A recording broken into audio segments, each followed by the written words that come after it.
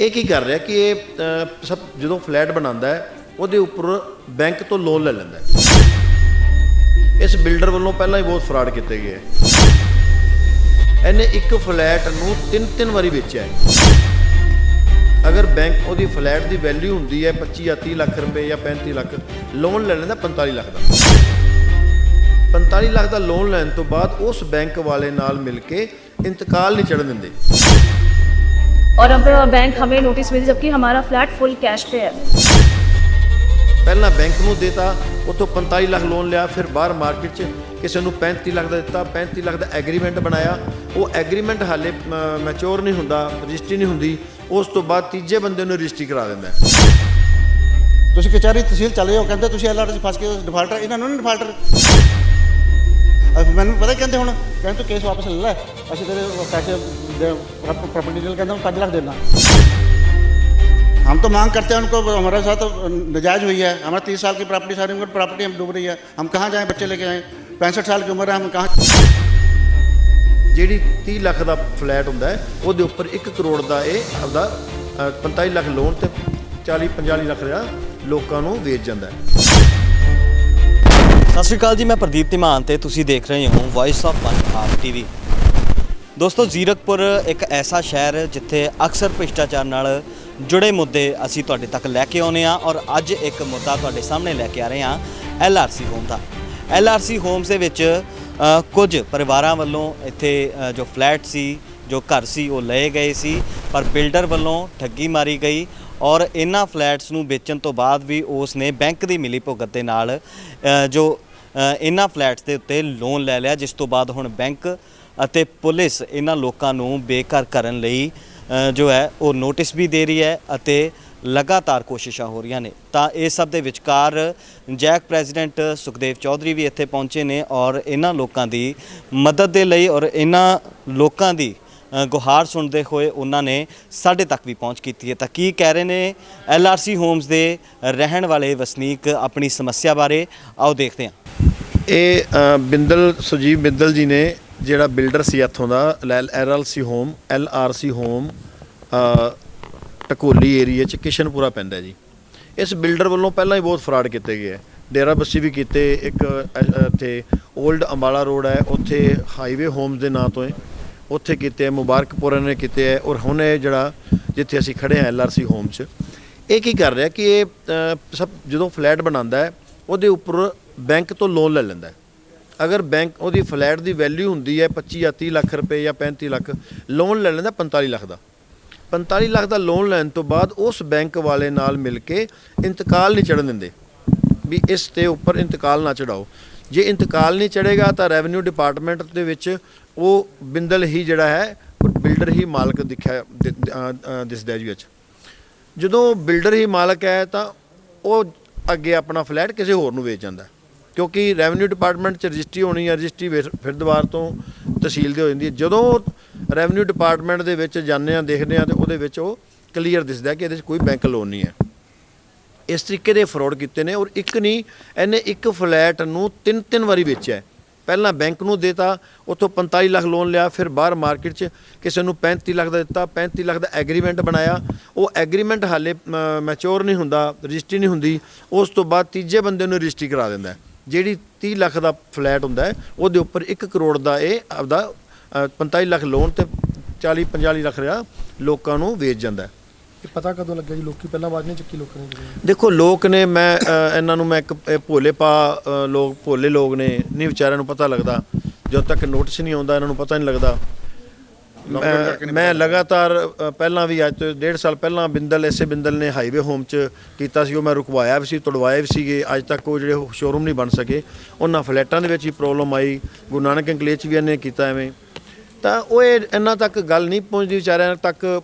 ਔਰ ਇਹ ਜਿਹੜੇ ਨੇ ਬੈਂਕ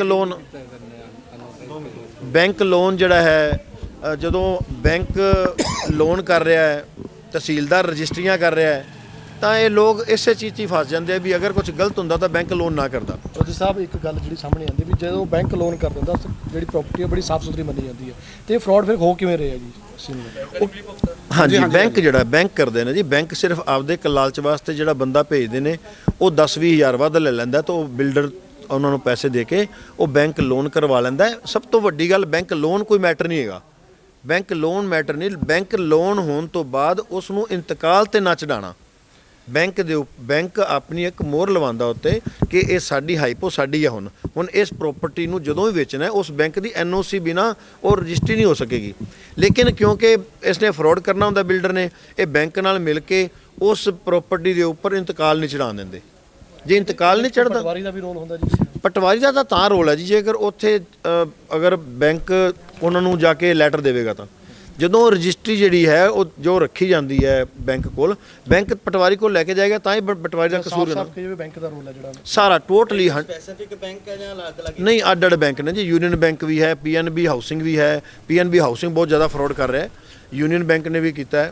तो साहब एक बात है, पटवारी के पास जब रजिस्ट्री होती है तो पटवारी को ऑटोमेटिक वो रजिस्ट्री इंतकाल चढ़ानी पड़ती है। क्या इसमें रोल पटवारी का नहीं आता कि भाई वो क्यों नहीं चढ़ाते? देखो ये रूल बनाया था, रूल है भी वैसे तो कि 7 दिन के अंदर अंदर अपने आप ही इंतकाल होके आता है, क्योंकि 600 रुपये इंतकाल के रजिस्ट्री के समय ले लिए जाते हैं भी आपको इंतकाल घर पहुंचेगा, या किए वो नहीं करते। ये सिस्टम ऐसे बना हुआ है, इतने टाइम से हम कह सकते हैं भी ये रेवेन्यू डिपार्टमेंट के भी इस तरह से कोई खामियां हैं उसके अंदर भी। ਜਿਹੜੇ ਲੋਕਾਂ ਦੀ ਖਾਲੀ ਕਰਨ ਦੀ ਗੱਲ ਕੀਤੀ ਜਾ ਰਹੀ ਹੈ, ਕਿੰਨੇ ਟੋਟਲ 9 ਫਲੈਟ ਨੇ ਜੀ ਇੱਥੇ ਅੱਜ? ਇਹ ਟੋਟਲ 8 ਜਾਂ 9 ਨੇ ਜਿਹੜੇ ਸਾਡੇ ਸਾਹਮਣੇ ਆਏ ਨੇ ਹਾਲ ਤਾਂ। ਨਹੀਂ ਜੀ 9 ਜੀ 6 ਸਾਡੇ ਉਧਰ ਵੀ ਨੇ, 15-16 ਫਲੈਟ ਹੋ ਗਏ ਜੀ ਟੋਟਲ। ਕੀ ਲੋਕੀ ਕੀ ਸਟੈਪ ਲੈ ਰਹੇ ਹਾਂ, ਸਾਨੂੰ ਲੋਕੀ ਕੋਈ ਦੇਖੋ, ਲੋਕ ਕੀ ਸਟੈਪ ਲੈ ਸਕਦੇ ਨੇ, ਡੀ ਸਾਹਿਬ ਨੂੰ, ਐਸਐਸਪੀ ਸਾਹਿਬ ਨੂੰ ਕੰਪਲੇਂਟ ਕਰ ਸਕਦੇ ਨੇ, ਹੋਰ ਕੁਝ ਨਹੀਂ ਕਰ ਸਕਦੇ। ਕਿਉਂਕਿ ਸਾਨੂੰ ਇਹ ਪਤਾ ਹੈ ਕਿ ਜਿਹੜਾ ਕਾਨੂੰਨ ਹੈ, ਕਾਨੂੰਨ ਇਹੀ ਕਹਿੰਦਾ ਹੈ ਕਿ ਜੇ ਬੈਂਕ ਦੇ ਪੈਸੇ ਨੇ ਤਾਂ ਸਭ ਤੋਂ ਪਹਿਲਾਂ ਸਰਕਾਰ ਦਾ ਪੈਸਾ ਜਿਹੜਾ ਹੈ ਉਹ ਲਿਆ ਜਾਏਗਾ, ਉਹ ਪ੍ਰਾਪਰਟੀ ਦੇ ਉੱਪਰ। ਸਰਕਾਰ ਵੱਲੋਂ ਕੋਈ ਨੁਮਾਇੰਦਾ ਆਇਆ ਜੀ ਹੁਣ ਤੱਕ ਮਿਲਣ ਵਾਸਤੇ? ਹਜੇ ਤੱਕ ਇਹਨਾਂ ਕੋਲ ਕੋਈ ਨਹੀਂ ਆਇਆ ਜੀ ਇਹਨਾਂ ਕੋਲ। ਤੇ ਅਸੀਂ ਹੁਣ ਇਸ ਗੱਲ ਨੂੰ, ਇਹ ਜਿਹੜਾ ਐਡਾ ਵੱਡਾ ਮੁੱਦਾ ਹੈ, ਇਕੱਲਾ ਇੱਕ ਬਿਲਡਰ ਨਹੀਂ ਕਰ ਰਿਹਾ, 2-3 ਬਿਲਡਰ 4 ਬਿਲਡਰ ਨੇ ਐਵੇਂ ਕੀਤਾ ਹੈ। ਅਸੀਂ ਇਹ ਵਾਲਾ ਮੈਟਰ ਜਿਹੜਾ ਹੈ ਇਹ ਸੀਬੀਆਈ ਤੱਕ ਵੀ ਲੈ ਕੇ ਜਾਵਾਂਗੇ ਕਿ ਇਹ ਐਡਾ ਵੱਡਾ ਫਰਾਡ ਬੈਂਕ ਕਰ ਰਹੇ ਨੇ। ਮੈਂ ਰਿਜ਼ਰਵ ਆਰਬੀਆਈ ਨੂੰ ਵੀ ਲਿਖਿਆ ਸੀਗਾ ਪਹਿਲਾਂ, ਲੇਕਿਨ ਬੈਂਕਾਂ ਦੇ ਖਿਲਾਫ ਵੀ ਅਸੀਂ ਇਹ ਕਾਰਵਾਈ ਕਰਨਾ ਚਾਹੁੰਦੇ ਹਾਂ। की बात कर रहे हो, स्टेट की सरकार है, स्टेट विजिलेंस का रोल नहीं कर स्टेट विजिलेंस का रोल अलग तरह से, क्योंकि ये बैंकिंग का है, ये बैंक है सेंट्रल गवर्नमेंट के। तो ये बैंक जो फ्रॉड कर रहे हैं, मान लो एक नेशनल SBI बैंक कर रहा है या पंजाब नेशनल बैंक ने फ्रॉड किया, यूनियन बैंक ने किया, उस पर स्टेट कुछ नहीं कर सकता। स्टेट विजिलेंस का मैटर अलग से आ जाएगा। ਮੇਰਾ ਨਾਮ ਕੁਲਜੀਤ ਸਿੰਘ ਹੈ ਜੀ। ਕਿੱਥੇ ਰਹਿੰਦੇ ਹੋ? ਅਸੀਂ LRC ਚ ਰਹਿੰਦੇ ਹਾਂ, ਚੰਡੀਗੜ੍ਹ ਰਹਿੰਦੇ ਸੀ ਪਹਿਲੇ, 30 ਸਾਲ ਉੱਥੇ ਰਹਿੰਦੇ ਸੀ। ਅਸੀਂ ਲਾਂਬਾ ਪ੍ਰਾਪਰਟੀ ਡੀਲਰ ਰਹਿੰਦੇ ਹਾਂ MS ਐਨਕਲੇਵ ਚ, ਔਰ ਗ੍ਰੀਨਫੀਲਡ ਵਾਲਾ ਵਿਸ਼ਾਲ ਗੁਪਤਾ, ਅਸੀਂ ਉਹਨਾਂ ਤੋਂ ਲਿਆ ਹੈ। ਉਹ ਪ੍ਰਾਪਰਟੀ ਡੀਲਰ ਨੇ। ਜਿਹੜਾ ਬੰਦਾ 15 ਸਾਲ ਤੋਂ ਪ੍ਰਾਪਰਟੀ ਡੀਲਰ ਕੰਮ ਕਰ ਰਿਹਾ, ਉਹਨਾਂ ਨੂੰ ਨਹੀਂ ਪਤਾ LRC ਡਿਫਾਲਟਰ ਹੈ, ਸਾਰੀ ਕਚਹਿਰੀ ਨੂੰ ਪਤਾ ਡਿਫਾਲਟਰ ਹੈ। ਤੁਸੀਂ ਕਚਹਿਰੀ ਤਹਿਸੀਲ ਚਲੇ ਜਾਓ, ਕਹਿੰਦੇ ਤੁਸੀਂ LRC ਫਸ ਕੇ ਡਿਫਾਲਟਰ, ਇਹਨਾਂ ਨੂੰ ਨਹੀਂ ਡਿਫਾਲਟਰ। ਮੈਨੂੰ ਪਤਾ ਕਹਿੰਦੇ ਹੁਣ, ਕਹਿੰਦੇ ਤੂੰ ਕੇਸ ਵਾਪਸ ਲੈ ਲੈ, ਅਸੀਂ ਤੇਰੇ ਪੈਸੇ ਪ੍ਰਾਪਰਟੀ ਡੀਲਰ ਕਹਿੰਦਾ 5 ਲੱਖ ਦੇਣਾ। ਹਾਂਜੀ, ਅਸੀਂ ਲਾਂਬਾ ਐਸੋਸੀਏਟ MS ਐਨਕਲੇਵ ਚ ਤੇ ਗ੍ਰੀਨਫੀਲਡ ਚ ਵਿਸ਼ਾਲ ਗੁਪਤਾ ਹੈਗਾ, ਤੇ ਜਿਸ ਤੋਂ ਸੋਢੀ ਤੋਂ ਲਿਆ ਸੀਗਾ, ਉਹਨਾਂ ਨੇ ਕੰਪਲੇਂਟ ਦਿੱਤੀ ਵੀ 4 ਅਪ੍ਰੈਲ 2022 ਦੀ SSP ਨੂੰ। के खिलाफ पर्चा हुआ है कोई? नहीं अभी तक नहीं हुआ। 4 अप्रैल 2022 की कंप्लेंट गई हुई है मेरी, ग्रीन प्रॉपर्टी वाला। हाँ जी, अब मेरे को पिछले 10 दिन पहले कहते कि केस वापस ले लो अपना, तो हमारी कंप्लेंट वापस ले लो। वो एग्रीमेंट है, उसने पैसे लिए हमारे साथ फ्लैट। हाँ जी, हाँ, एग्रीमेंट में उसके 5 लाख रुपये साइन लिए हैं बिहार पे उन्होंने। कोर्ट नहीं गए आप इनके खिलाफ? अब लिया, स्टे लिया हमारे को, 23 तारीख तक स्टे मिला हुआ है हाई कोर्ट से। तो ਜਿਹੜਾ ਬਿਲਡਰ ਹੈ ਉਹਦਾ ਕੀ ਰੋਲ ਹੈ ਜੀ ਤੁਹਾਡੇ ਵੱਲੋਂ? ਉਹਨਾਂ बिल्डर ने फ्लैट बेचा हमारा किसी और को। हाँ, उनको बेचा, 2 साल पहले कब्जा लेने नहीं आए। अगर कब्जा लेने आ जाते, बैंक को 3 किस्तें ना मिले तो बैंक वाले आ जाते हैं। बैंक वाले 2 साल चुप बैठे, कैसे बैठे रहे? बैंक वाले मिले हुए हैं। क्या मांगते हैं? हम तो मांग करते हैं उनको, हमारे साथ नाजायज़ हुई है। हमारा 30 साल की प्रॉपर्टी, सारी उनकी प्रॉपर्टी हम डूब रही है। हम कहाँ जाएँ, बच्चे लेके आएँ? 65 साल की उम्र है, हम कहाँ? हमारे को 35 लाख का पड़ा जो, हमने कोई लोन नहीं दिया, हमारे को लोन होने नहीं दिया उन्होंने। कहते आपको लोन नहीं मिल सकता, आपकी दुकान नहीं है कोई। एक्चुअली उनके मान पहले ही था। फिर हमने किसी प्रॉपर्टी डीलर से फ़ोन करवाया भी, उसने कहा भी इनके साथ तो धोखा कर रहा है, तो इनका कहता आप बीच बीच में ना हो, जो फ्लैट बिक गया। उन्होंने फ्लैट में चेपा है। क्या नाम मैडम आपका? पूनम, कितना नंबर फ्लैट है? 15 नंबर ग्राउंड फ्लोर। की गल हुई है? सर हमने फुल कैश पे लिया था ये फ्लैट। मम्मी की जो जमा पूंजी थी आफ्टर फादर डेथ, उससे फ्लैट लिया था, और रजिस्ट्री के 2-3 दिन के बाद हमारे लोन लिया गया है जिंदल के द्वारा, और अब बैंक हमें नोटिस मिली जबकि हमारा फ्लैट फुल कैश पे है। आपकी रजिस्ट्री है आपके नाम? हाँ जी। इंतकाल है? हाँ जी, आपने कैश पे लिया था, फिर आपको फुल कैश पे लेने के बाद भी बैंक से नोटिस आया तो आपने इंतकाल नहीं करवाया था उससे? सर जैसे कि बोलते 2-3 दिन रुक जाओ, 4 टाइम लगे, वैसे ही बोलो सर। थोड़े दिन बाद इंतजार की थी, बट टाइम लगता है। लोन किसके नाम पे था?